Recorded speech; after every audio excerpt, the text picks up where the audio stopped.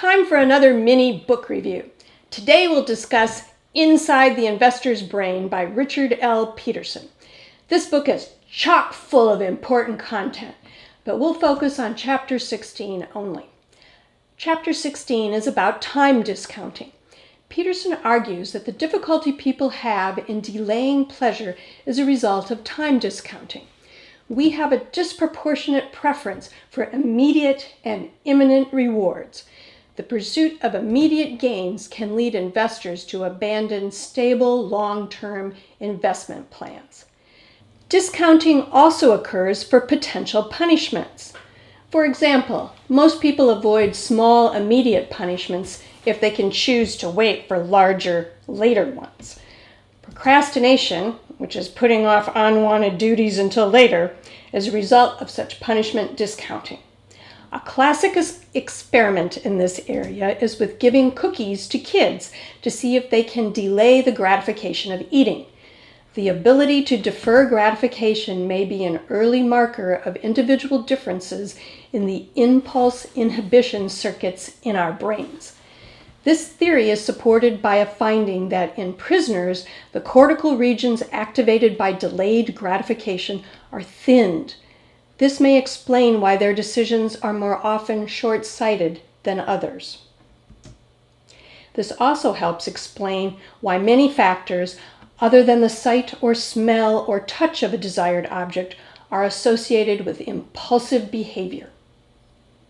Tip: please subscribe to the Aspire to Money YouTube channel for more great money information. According to Peterson, medications that reduce the frequency of impulsive choices include opioid receptor blockers, which inhibit the release of dopamine in the reward pathways in our brains. Reduced dopamine decreases the pleasure of immediate gratification. Opiate receptor blockers have resulted in successful treatment of impulse control disorders such as gambling and kleptomania. Today, Peterson says, quote, "The internet, bank account fees, credit cards, and retirement savings plans have vastly increased the personal financial costs of time discounting and impulsiveness. The remarkable array of desirable and immediately available consumer products, coupled with clever advertising schemes that appeal to impulses and desires, may be important contributors to the persistent failure of people to save adequately for their own retirement." End of quote. To improve self-control, Peterson says it helps to have an external rule enforcer, such as a colleague or spouse, who can set meaningful punishments and rewards for adhering to the plan. Another strategy Peterson suggests is avoidance, such as avoid the donut shop. Similarly, if an investor finds that she tends to panic out of long-term positions often, when she checks quotes and sees the price declining, she can either avoid the information source or enter protective stops. According to Peterson, another strategy is to use neurolinguistics programming.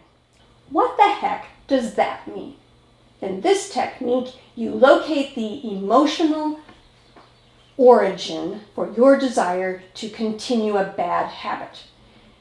Then use mental exercises to reverse your emotional association from good to extremely negative. This mini book review highlights just a tiny fraction of the amazing content in Peterson's book.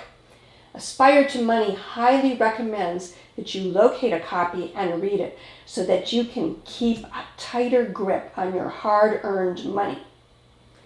Please like, comment, share, and subscribe to the Aspire to Money channel.